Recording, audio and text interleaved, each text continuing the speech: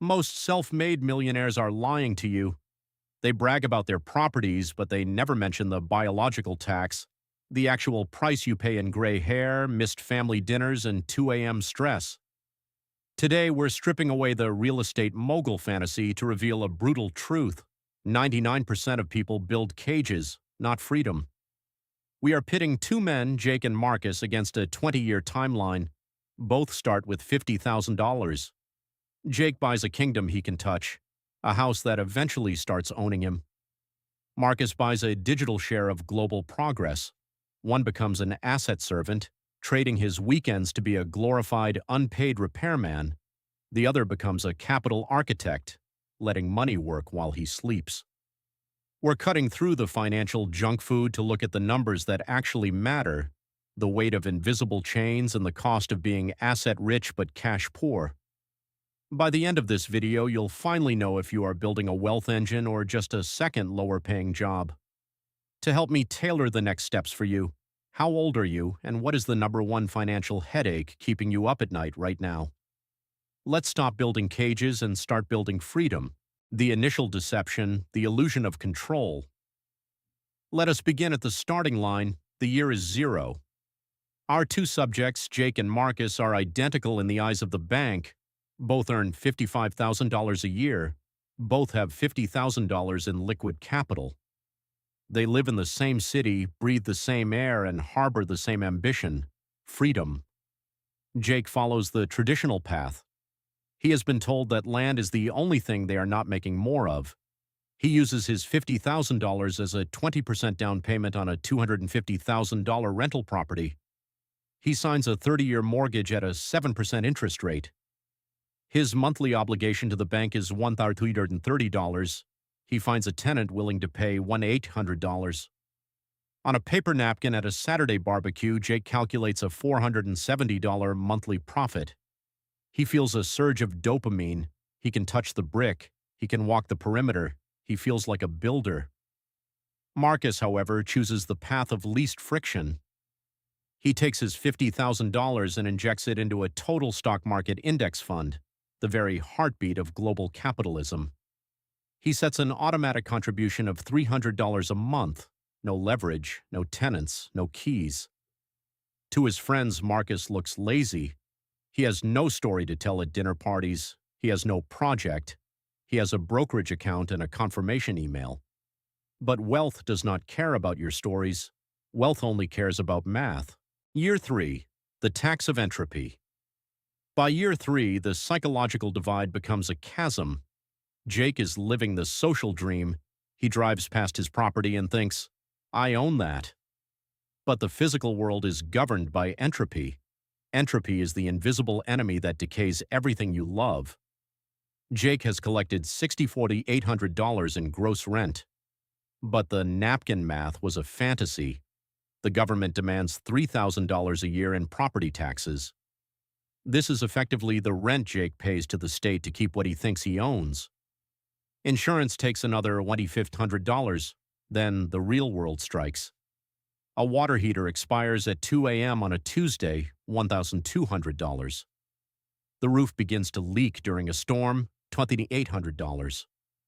A tenant loses their job and leaves, resulting in a month of vacancy that costs $2,800 in lost income, plus $600 to clean and relist the unit. Jake manages the property himself to save money. But this is a cognitive trap. Every hour Jake spends talking to contractors or screening tenants is an hour he is not spending with his family or building a high-income skill. He is trading his biological equity for a second job that pays him less than minimum wage. After 3 years, his actual net cash flow is not $16,000. It is barely $3,000. Now look at Marcus. Marcus has spent exactly 0 hours on his investment. He has faced 0 emergencies. His portfolio, growing at a 10% average annual return, is now worth $76,000. Marcus is winning the war of efficiency.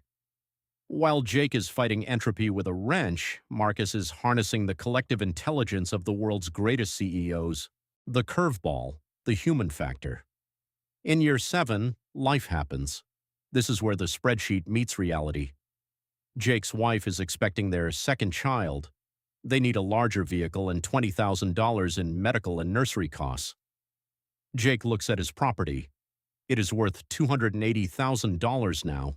He has equity, but he cannot eat equity. He cannot buy a car with a piece of a roof. Jake is asset rich and cash poor.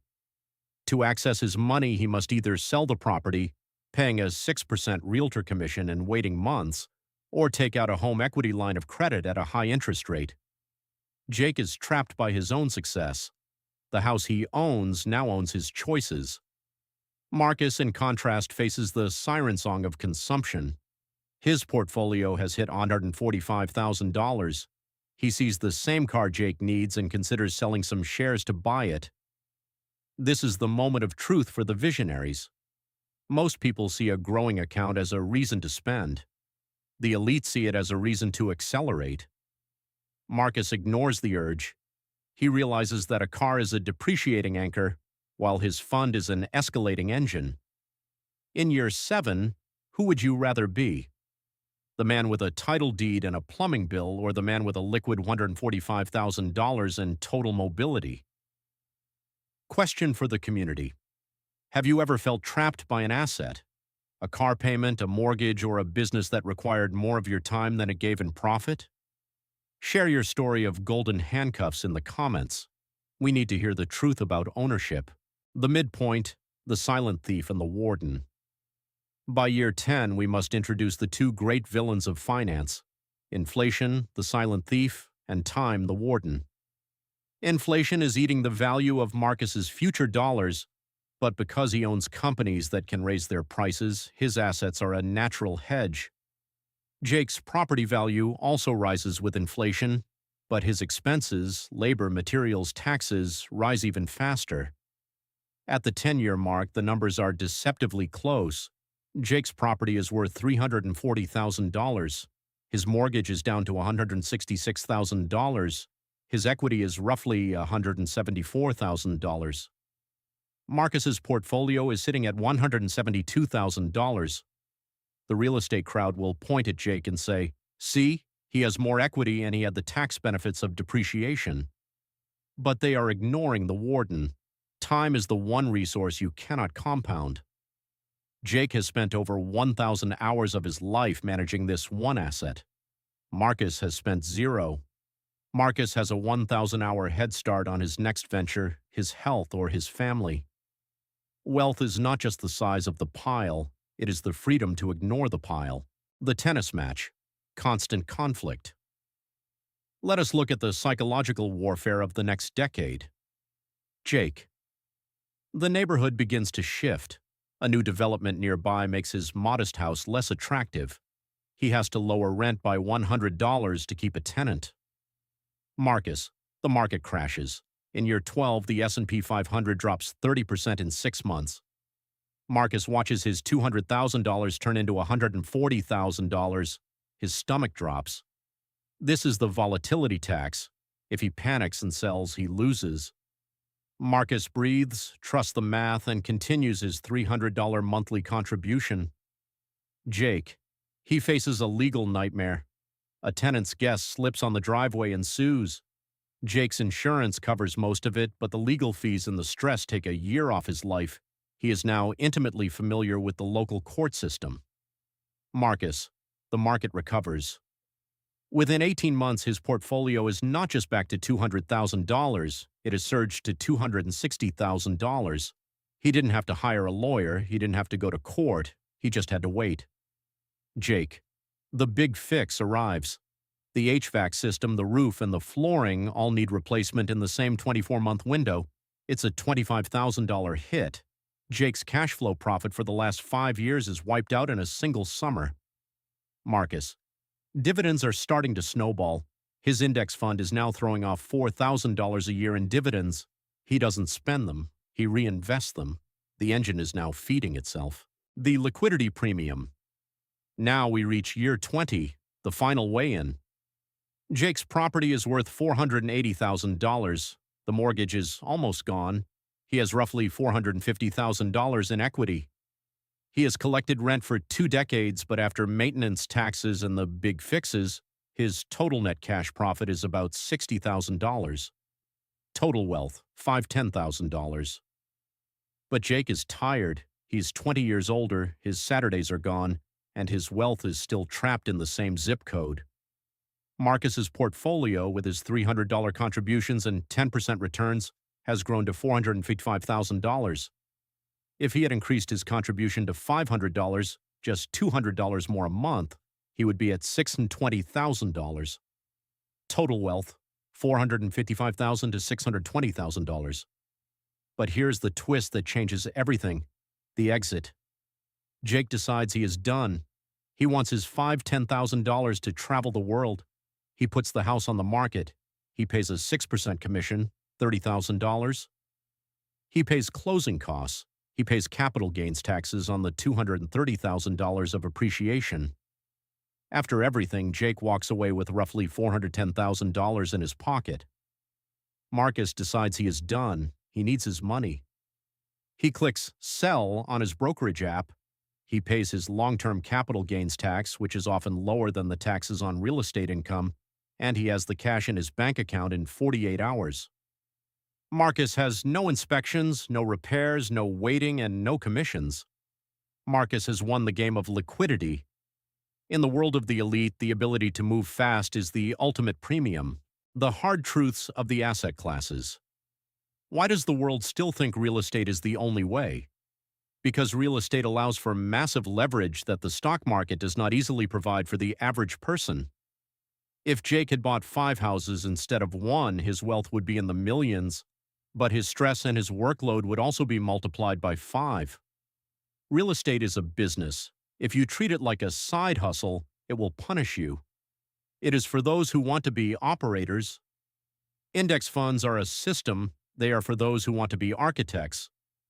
The real trap isn't one or the other. The real trap is picking based on what your uncle said at Thanksgiving or a headline on a clickbait thumbnail. The elite do not choose real estate or stocks. They choose systems that align with their most valuable asset, time. If you are a builder who enjoys the dirt, real estate is your kingdom, but you must buy it right. You must understand the 1031 exchange. You must understand how to manage at scale. If you are a visionary who wants to focus on your career, your family, or your next big idea, the invisible engine of the market is your greatest ally. The question you must ask yourself is not, which one makes more money? The question is, which one allows me to own my life? Wealth is the ability to fully inhabit your own time. Jake and Marcus both reached the finish line. One arrived with calloused hands and a phone full of tenant messages. The other arrived with a clear mind and a click of a button fortune. Both are rich, but only one is free. As for those of you still watching, here is the secret the gurus will never tell you. The most successful people in the world do not pick a side. They use the cash flow from their careers to fuel their index funds, and once their index funds are large enough, they use that liquidity to buy high-quality real estate during market crashes. They don't choose, they sequence. The ownership tax is real. Every physical thing you own eventually owns a piece of you. If you want to join the 1%, you must learn to own things that do not require your heartbeat to stay alive.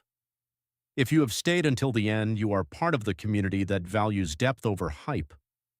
Prove you are one of us by commenting the secret password, I am awake. This helps us find the serious builders in a sea of spectators. If this analysis challenged your thinking, hit the like button and subscribe.